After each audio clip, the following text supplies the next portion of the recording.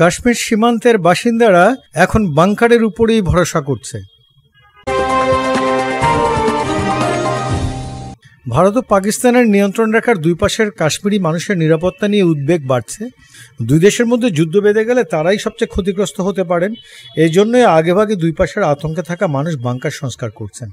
কাশ্মীরের পেহেলগামে সশস্ত্র গোষ্ঠীর হামলাকে কেন্দ্র করে ভারত ও পাকিস্তান একে অপরের বিরুদ্ধে বেসামরিক নানা বিধিনিষেধ ঘোষণার পরও কাশ্মীরের মানুষ কিছুটা স্বস্তি পেয়েছিলেন। তারা ভেবেছিলেন এই পরিস্থিতি হয়তো এর চেয়ে খারাপ হবে না।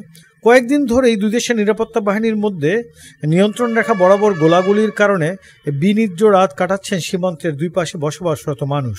কুপওয়ারা সীমান্তে এখনও গুলিবর্ষণের কোনো ঘটনা ঘটেনি, তবে নিয়ন্ত্রণ রেখার খুব কাছাকাছি যারা বসবাস করেন তাদের মধ্যে একটা আতঙ্ক সৃষ্টি হয়েছে। কুপওয়ারার কার্না সেক্টরের বাসিন্দারা ব্যক্তিগত ব্যয়ে ভূগর্ভস্থ ভাঙ্গার তৈরির কাজ শুরু করেছেন বা সেগুলো পুনর্নির্মাণ করছেন।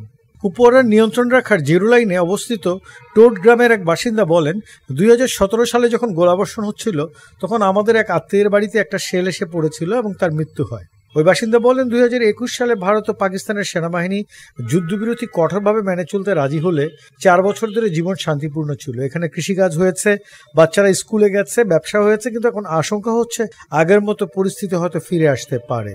এক বাসিন্দা জানান, এই বাঙ্কারগুলো বেশ মজবুত, তবে অতীতের অভিজ্ঞতা থেকে বলতে পারি এটা বুলেট বা গোলা থেকে রক্ষা করতে পারলেও ভারী অস্ত্রের শেল সরাসরি বাঙ্কারে পড়লে সেটা ক্ষতিগ্রস্ত হওয়ার আশঙ্কা থাকে। ওই বাসিন্দা বলেন, আমরা যে বাড়িতে থাকি সেটা 2022 এবং 1999 সালেও ক্ষতিগ্রস্ত হয়েছিল।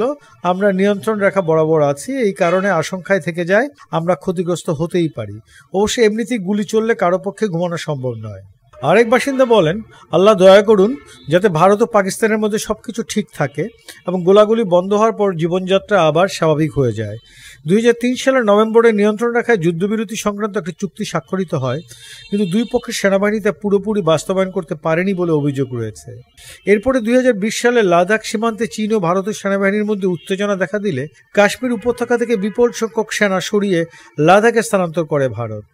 এর কয়েক মাস পর 2021 সালের ফেব্রুয়ারিতে ভারত ও পাকিস্তানের সেনাবাহিনীর মধ্যে পূর্বসম্মত যুদ্ধবিরতি চুক্তি কঠোরভাবে মেনে চলতে আবারও একটি চুক্তি হয়। ভারত ও পাকিস্তানের মধ্যে সীমান্ত 3323 কিলোমিটার বিস্তৃত।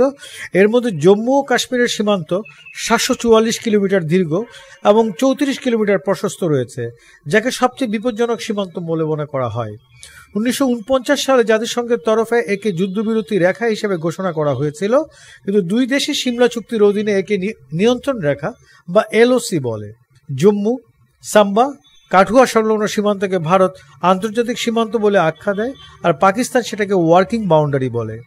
সাম্প্রতিক সময়ে দুই দেশের মধ্যে যুদ্ধবিরতি চুক্তির আগে ভারত সরকারের পক্ষ থেকে সাম্বা, কাঠুয়া, জম্মু, আরএসপুরা, রাজৌরি ও জম্মুর পুঞ্চের নিয়ন্ত্রণ রেখার কাছে অবস্থিত বসতি অঞ্চলে 19,000-এর বেশি পাকা ভূগর্ভস্থ বাঙ্কার নির্মাণ করা হয়েছিল। আরএসপুরার বাসিন্দা কাট্টু মহারাজ বলেন, এখন উত্তেজনা এতটাই রয়েছে যে এখানকার মানুষ সব কাজ ছেড়ে এখন বাঙ্কার পরিষ্কার করছে।